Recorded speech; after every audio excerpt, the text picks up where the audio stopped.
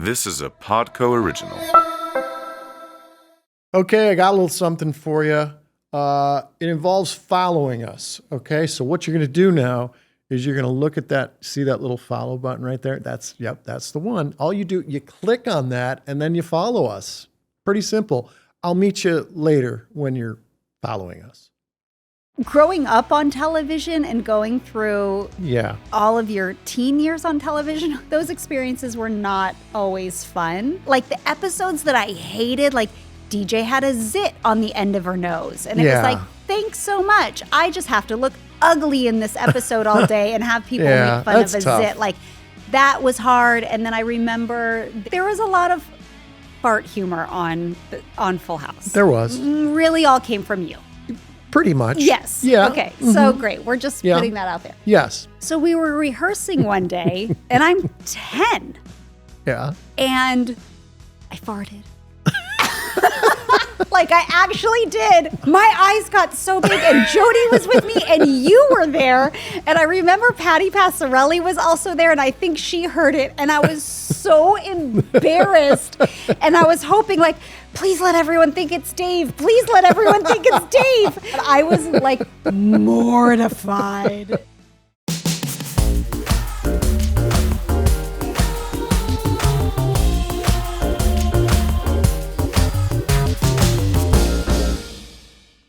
Welcome to episode 22 of Full House Rewind. I'm your host, Dave Coulier, and our guest today, I'm so happy, is none other than Candace Cameron Bure. Candace, she's sitting right here. I'm embarrassed saying all this stuff. Candace is a very talented TV and movie actress, producer, director, and she's also the chief content officer at the Great American Family Channel. You can check out her podcast, the Candace Cameron Bure podcast, wherever you get your podcasts. Full House fans, of course, you know her as DJ on Full House and Fuller House. Here's an adorable picture of Candace when Full House was on the air. Aww. Aww. Hey, Kandachi. Hi. I call her Kandachi. That's my pet my name. nickname. That is your nickname. Did I come up with Kandachi? I think you did. I did? Yeah, that actually became one of my production companies too. Kandachi Productions? Yes. I didn't know that. I know. I had no idea that day. I looked over and went, hi, Kandachi. Dave, so many things have stuck. Between Kandache, the fact that you introduced me to my husband. Poo-poo. Poo-poo. Our little pet name, nickname. We call each other, everybody. Well, we call everybody Poo-poo, I think. We do. Hi, Poo-poo. Well, it's an endearing thing. It's very endearing. It's tough to get on the poo-poo list. It is. And it doesn't matter if you add the little poo-poo emoji or not.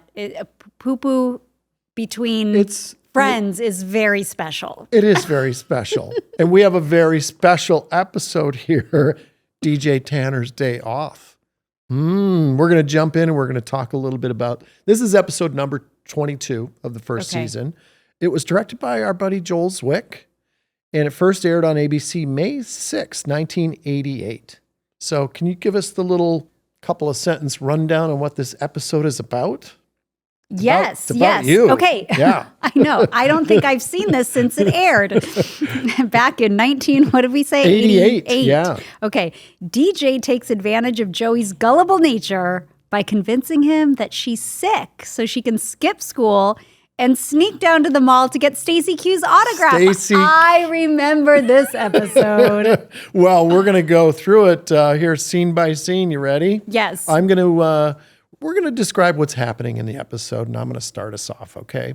So episode 22 opens in the girls' room with DJ singing along to a Stacey Q song. With my hairbrush. In the living room, Danny is getting ready to leave for a work trip to LA and gives babysitting instructions to Jesse and Joey. Danny tells the guys that it's his first night away from the girls. DJ asks Danny if she can skip a day of school to get Stacey Q's autograph at the mall with Kimmy. Danny tells DJ that school is more important and leaves for his trip, putting Joey and Jesse in charge while he's gone. DJ fakes being sick and tricks Joey into calling her school to dismiss her for the day. She quickly recovers and tells Joey she'd like to go to school. But DJ and Kimmy go to the mall and get Stacey Q's autograph. Feeling sorry for DJ, Joey goes to the mall with Michelle to get the autograph and discovers Kimmy and DJ have skipped school. Ooh, back at the house, Jesse and Joey confront DJ about skipping school. They realize that DJ is genuinely remorseful and decide that they won't tell Danny what happened. Danny arrives back home from his trip and asks how everything was while he was gone.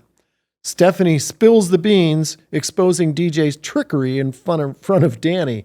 The story unfolds and Danny learns the truth. Danny heads upstairs and has a conversation with DJ about lying, hurting other people, and being selfish. DJ realizes that her actions were wrong and she apologizes. DJ's upset. DJ's upset. We've said that so many times. Oh my God.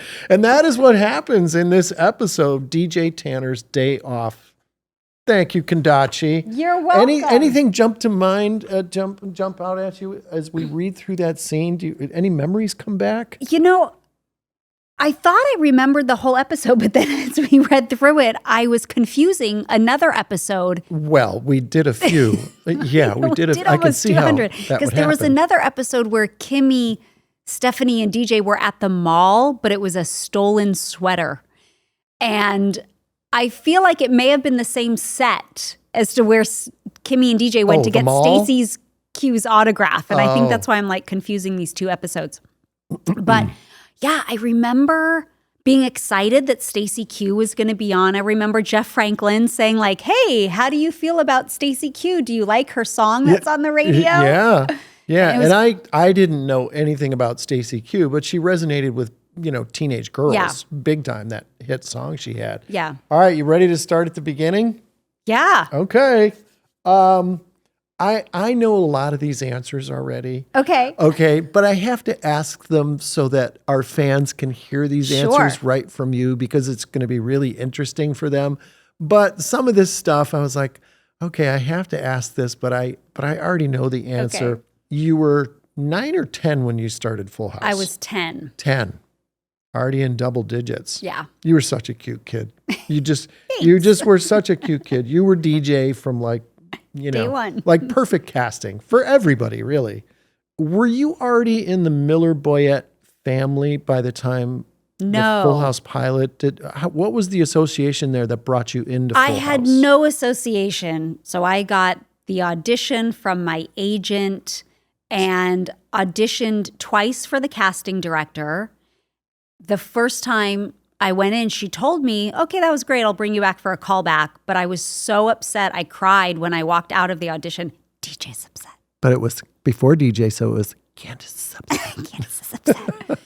Because I didn't think that the casting director had enough enthusiasm that my audition was actually good. I thought she was kind of lying about it. Oh. So I walked out of the audition and I cried to my mom. She was like, honey, what happened? And I said, I don't think I did very well.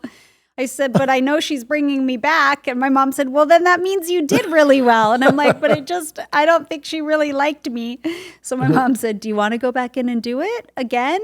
And she could tell you what she'd like done differently. I said, yes, I would. So I went back in. You went back in right then, that day? That day, immediately. Okay. I said, can you tell me how I could do it better? And so she gave me notes. I don't remember what they were. And then she's like, okay, that was great. You're still coming back. There was no change. So you're coming back anyway. I was coming back anyway. Wow. Talk about, I guess I had a level of performance that I needed to uphold in my 10-year-old self, and I didn't meet the requirements. Did you do anything different when you came back, though? Probably not. I don't remember. You were the same kid. I probably was the same kid, but I tried to listen to her feedback. So anyway, I went back a couple times to audition with Jeff Franklin and Tom Miller, Bob Boyette, and I've heard that Jeff talk about it, and Jeff said, she was DJ when she walked in the room. Yeah. He didn't want to audition anyone else. That's what he told me. Yeah. And they said, well, there's already girls that are sitting in the waiting room. We still need to audition. They told you that? Did they tell you that when you were in there? Or that's just Jeff's rendition of the story? That's just rendition. But I knew they liked me. Yeah.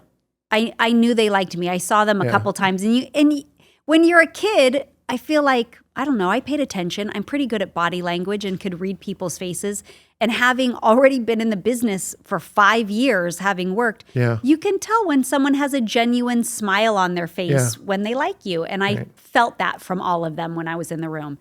And then I think it probably didn't hurt that my brother, Kirk, was a pretty big teen idol at the time, having been on Growing Pains for 2 years. So Growing Pains was already going. The association was probably helped in my favor.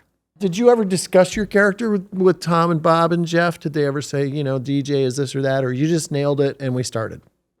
I don't remember that I had any discussions with them. Although I do remember in the pilot episode, DJ was supposed to be like at the top of her game and pretty smart because she was trying to trick Uncle Jesse into paying him off to live in the garage or something like that.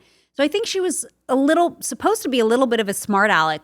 And really? I don't think that was inherently me. So I think we moved away from that after the pilot episode, and DJ became more of like the goody two-shoes big sister. Yeah, I couldn't see you playing smart alecky. You were too sweet of a kid. Yeah. And that just came through. Smart alecky. Yeah. Smart, but not alecky.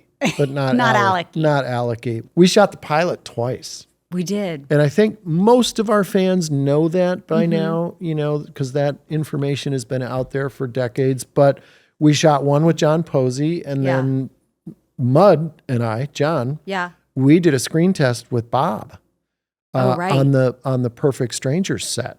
And it was like, wait, what's happening here? And then, all of a sudden we had to shoot everything again. Yeah. As a 10-year-old, that had to be really weird for you?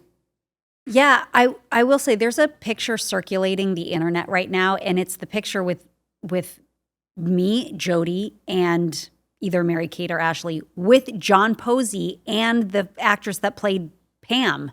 Oh. Which was like in the first episode or maybe the pilot. I can't remember when we first did a flashback. Yeah. But it's so weird when people see this and they're like, how is this Full House? There's a mom and it's a different dad. Yeah. It's kind of funny. But I remember shooting the pilot with John Posey, and it was great and wonderful. And it was just like waiting to hear if we were going to get picked up. And then I remember my mom telling me, hey, we're going to reshoot your scenes in the pilot, and there's a new dad. And I was like, why? Like, John was so great and so he was nice. Great. He was fun and all nice. The things. And what I remember about that day going back and shooting with Bob is that right when I met him, I was already in my wardrobe and hair and makeup, and he had his costume on, but he came right over to me, and he bent down and got eye to eye with me. Because, I probably wasn't that much shorter than I am now because I'm only 5'2". I probably was 5 feet when I was 10 years old. What a tall 10-year-old. Wow. And Bob was 6'4", so he got down on eye level and he was like, hi, I'm Bob. I'm going to be playing your dad.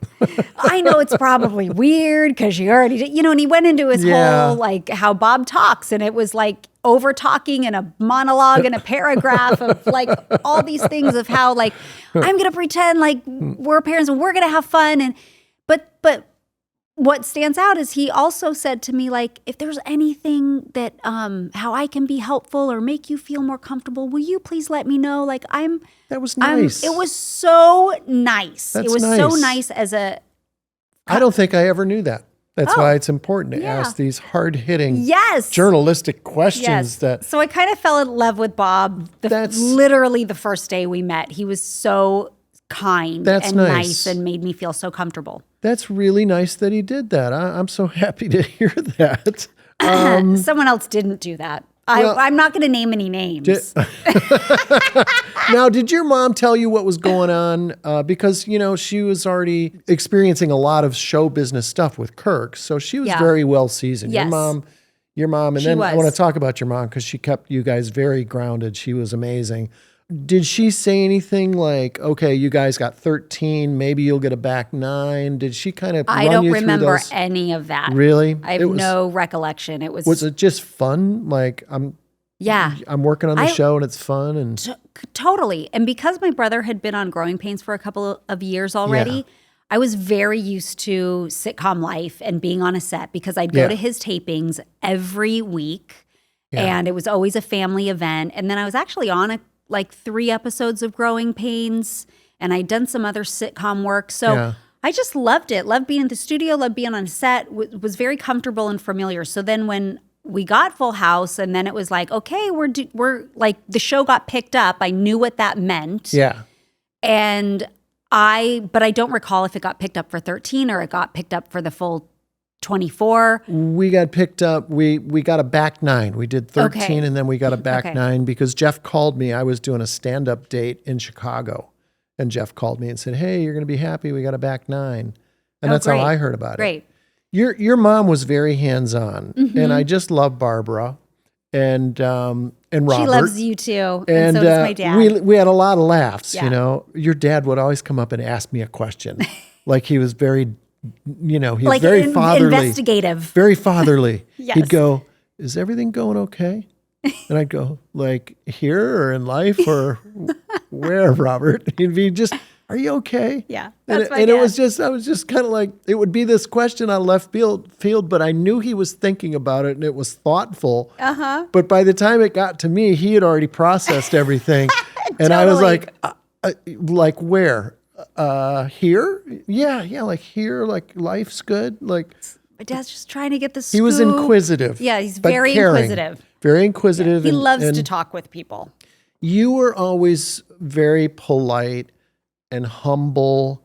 And your parents, my hat's off to them because you can't be in that kind of environment of a professional, working environment like that without having some stability. And your parents, they were right on the money. I thought all the moms were like that. They were. They were really good moms. Yes, agreed. What do you think was your most embarrassing moment in those early years of the show? Did you have one? Did you ever have any because okay, I'm going to tell you something. I can't believe I'm going to actually say this. Okay. All right. Okay. You were there though. Okay. Have you talked about, where I'm going to go with this maybe? Okay. I don't think I do.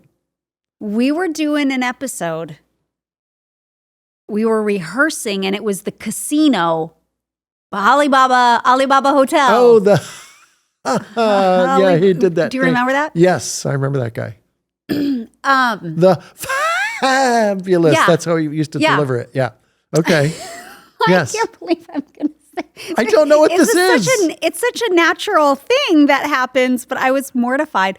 We were rehearsing, and by the way, Dave, have you talked about the flatulence all the time? No, we haven't really. talked about that. Not really. No. All the fart jokes that Dave makes all the time. Well, because I think they're funny. Right. I can be in China and do one, and everybody in China is good. They cross international boundaries. There was a lot of fart humor on Full House. There was. Really all came from you. Pretty much. Yes. Yeah. Okay. So great. We're just putting that out there. Yes. So we were rehearsing one day, and I'm 10. Yeah. And I farted. I actually did. Out loud. Loud? It was loud? Yes. And my eyes got so big and Jody was with me and you were there. And I remember Patty Passarelli was also there and I think she heard it. And I was so embarrassed. And I was hoping please let everyone think it's Dave. Please let everyone think it's Dave. But you started laughing. Of course I did. You heard it and you were I'm immature. You thought it was hysterical. Of course. And then you were going oh, and that's where that came from. And I don't actually know that it smelled or whatever, but I was mortified that anyone even heard that come out of my body. How do I not know this? How did this not come back? I did not ever talk about this because I was so embarrassed, but now it's funny. And then that's how this was born because we would do this little thing, if something smelled ever, whether you walk by craft service or we were just making a joke, I would go up to you and I'd go, and that's all it was. That's all we had to do. Yeah. Just you'd walk up to me. You'd walk up to me, and if you got really close, I would just go like that. And you'd go, I know. I brushed my teeth. Yes, it's something. It's so immature. Oh my gosh. It is so immature, but so immature. But it was funny at the time. So that was one embarrassing story. But you probably weren't thinking of that. I wasn't thinking of that. I don't even think I knew that. And then I asked your mom for permission. Yeah. If I could take you to the circus, and we went to the circus. That was first season.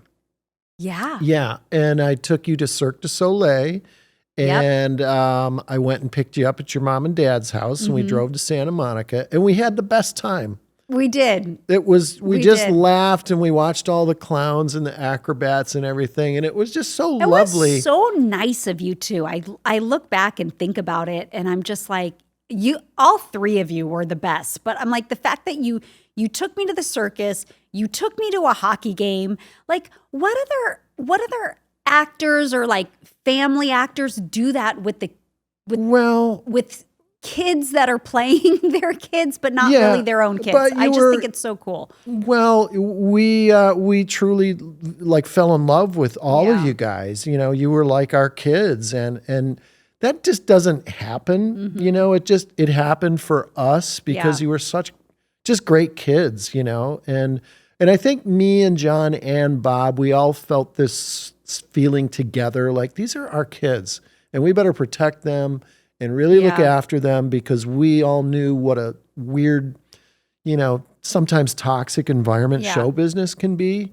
And so we really wanted to, I think we just had that natural fatherly uncle kind of instinct with all you guys. And I was just like, I'm going to take, Candace is a great kid. I'm going to take her to the circus. You know, my first Cirque du Soleil show, it was so much fun. And it was great because that was mine too. And I had no idea acrobats could do that. I mean, I just thought it was going to be like lions and tigers and bears, and it was anything but that. It was so cool. Were there any tough times during the show where you thought, you know, I just can't do this anymore?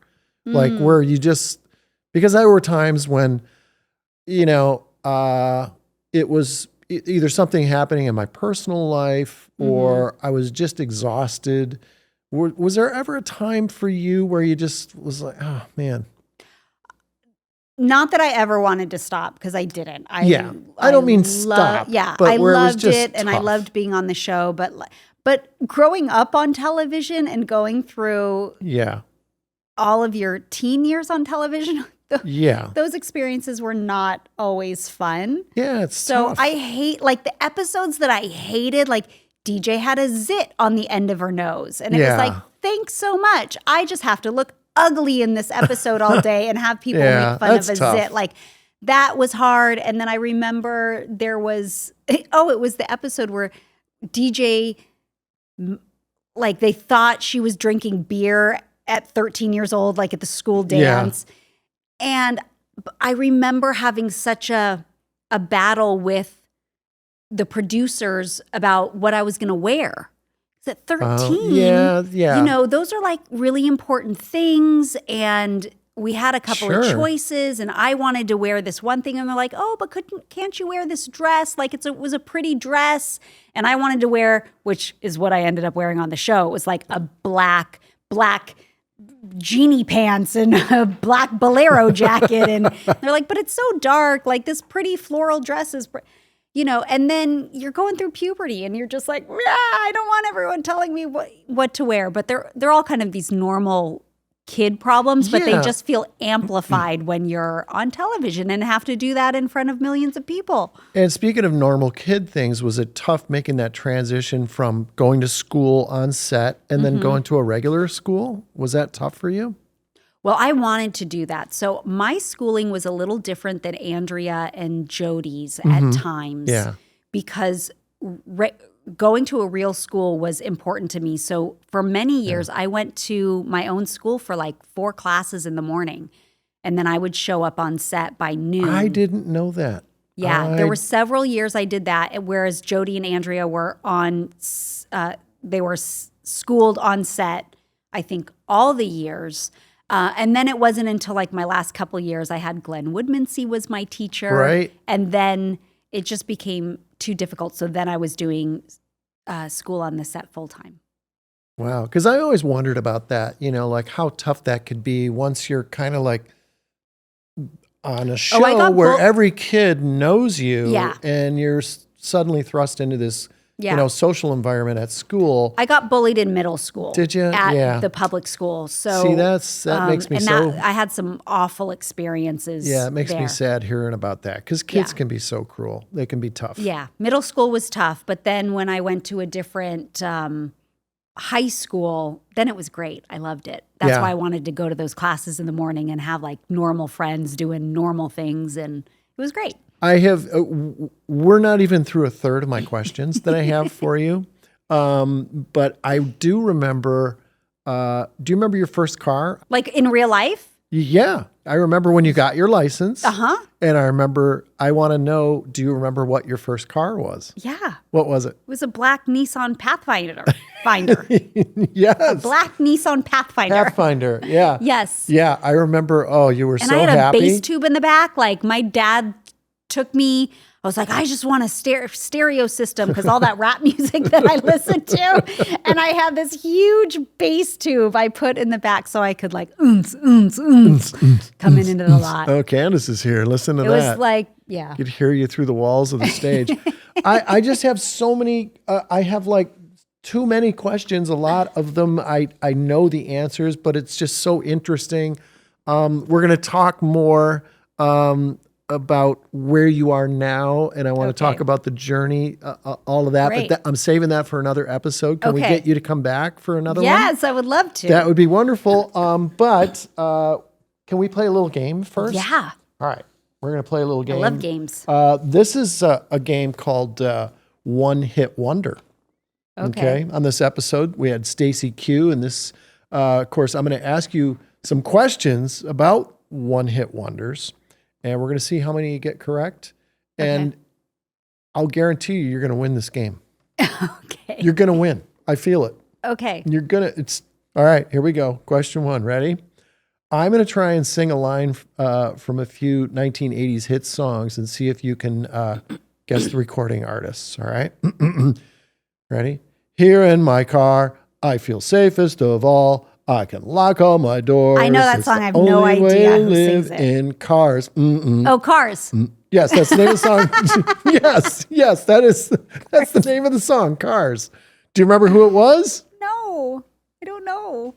Gary Newman, but you got the Cars right. Ding, ding, ding, ding, ding, Gary ding. Newman. I would not have known that. Okay, all right. Here's another one. Ready? Okay. 8675309. I feel like you just said I'm going to win this, and you are literally like choosing the famous songs for you in that the 80s. You don't I'm know. like, can you give me some Tiffany and some Debbie Gibson and some New Kids on the Block, please? Well, if I could get my voice up that high, I would sing those for you, Candace. I know that song, but I don't know who sings the 87. The initials are T and T. It's a guy. Tristan Thompson. I don't know. Tristan Thompson. Tristan Thompson. Where did you pull that from? All right. It was Tommy Two-Tone. I would never have known that. Oh, man. Never have known Okay. that. All right. Gosh, I am failing miserably. You just set me up for failure, Dave. Telling me I'm going to win. Okay. Here we go. Here's a little song I wrote. Maybe you would sing it note for note. Don't worry. Be happy. Do you remember that? Yeah, don't worry. Be happy. Of course. That's, what's his name, though? I'm going to give you a hint. I could see him. I can picture him. I'll give you a hint. Bobby McFerrin. Ding, ding, ding, ding. Yes, you got it. Bobby McFerrin. Yes. Yay. Don't worry, be happy. Okay, see, you're winning. You're winning. Yeah, okay, I'm winning. Okay. All right. Question number 4. Okay. Here we go. Relax. Don't do it. When you want to go get to it. Relax. Get to it. Wait a second. Something. Don't do it. Do you remember who that was? My take charge personality. The song was Relax, which it wasn't a relaxing song. No. One of our makeup ladies' names was a guy's name. Frankie Goes where? Frankie Goes to Hollywood. Ding, ding, ding, ding, ding, ding. See? Man, you're a master. Those were good clues, Dave. You're Thanks. a master of this game. Okay, here we go. 2 of hearts Two hearts that beat as one. Right? Or something. Who is it?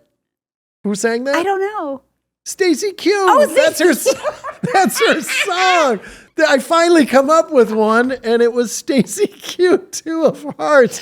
Okay, everyone's a winner, like I said. Okay, here's what you get. All right, ready? You get cut it out hat. I love it. And a Joey doll. Because I think you might have. You probably. Stop it. Yes. How do you have a Joey doll? Because it's magic. Did you send away for it? That drawer in the cereal box package? No one ever bought one. Went back in the day, so they have thousands of them. So the guy's like, "Do you want thousands of Joey dolls?" I said, "Yes." And now there you have go. one. Oh, and it matches. It does. Look, it totally goes with my ensemble. Totally matches. Okay. Well, you win the prizes. You won the game. And now we get to do one more thing before we say goodbye, because it's time for Cut It Out. Cut it out. Every episode of Full House had a heartfelt scene. So we've cut out a scene here from episode 22. And you and I are going to read it together, okay? Am I reading it as 10-year-old DJ, or am I reading it as you know what? 20? I'll be reading the role of Danny and Stephanie. And you can do whatever you want with DJ, okay? Think back to that day you auditioned. Okay. Don't cry. Okay. I'll try not to. Okay, all right. Ready? We cue the music already? Okay, there it is. Oh, man. Tearing up already. DJ, come over here. Why did you do what you did today?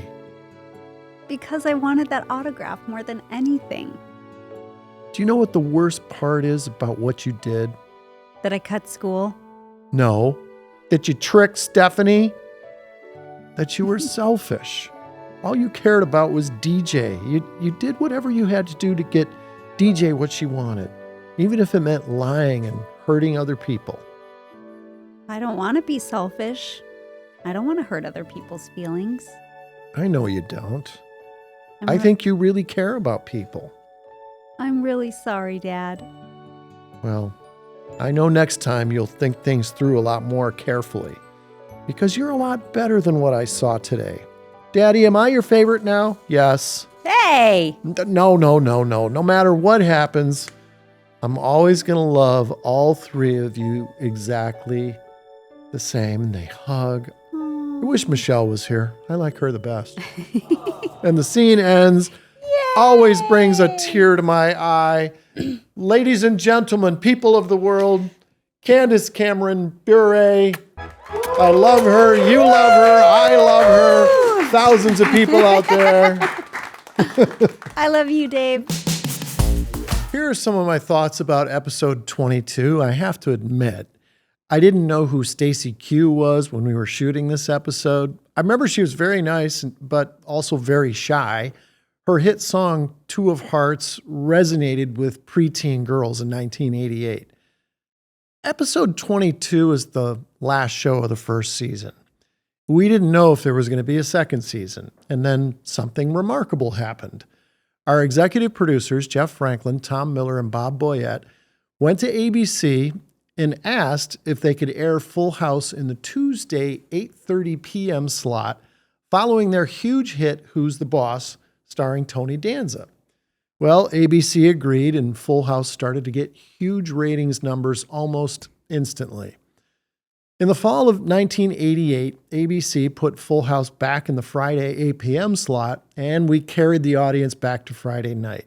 ABC picked us up for another season in the summer of 1988, and the Tanner family would get to spend another season in the house at 1822 Girard Street. We'd like to hear your thoughts about Full House. Tell us about your favorite episode, or just why you love the show so darn much. Or maybe you got a question for me. Who knows? Send us an email with the link at socials@podco.us.